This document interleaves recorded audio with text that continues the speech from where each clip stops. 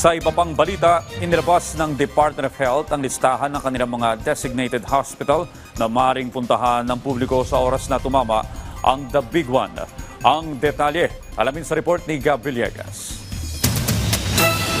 Nakahanda na ang mga ospital ng Department of Health sa oras na tumama ang magnitude 7.2 na lindol sa Metro Manila o ang The Big One. Inilabas ng DOH ang listahan ng mga designated hospitals nito na pwedeng puntahan ng publiko sa oras na tumama ang malakas na lindol.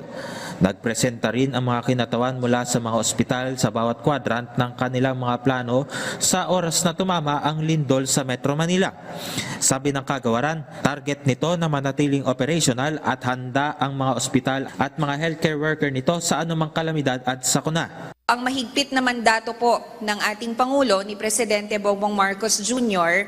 at sa pamamalakad po ni Secretary Ted Herbosa na dapat tuloy ang operasyon ng mga DOH hospitals sakali po na tumama ang The Big One o kung ano man po ang sakuna na maaaring dumapo sa Metro Manila at sa iba pa pong mga lungsod at munisipalidad sa labas po ng NCR. Para kay Health Secretary Ted Herbosa, kaya ng mga DOH hospitals na i-absorb ang lakas na magnitude 7.2 na lindol. Kailangan kasi mas resilient ang isang hospital building compared to ordinary stores or other structures because we need to keep saving lives. So mas mataas yung requirement dito. When there is an earthquake, i-evacuate pa rin namin yung hospitals and then kung may cracks dyan, we will do what's called a structural assessment. So so the first step before you move your patients back in is to do a structural assessment with the help of civil engineers. So quick and dirty study lang to until we get the structural engineer's actual assessment. So kung may doubt, we actually decide to keep the patients in the tents or in the other facility.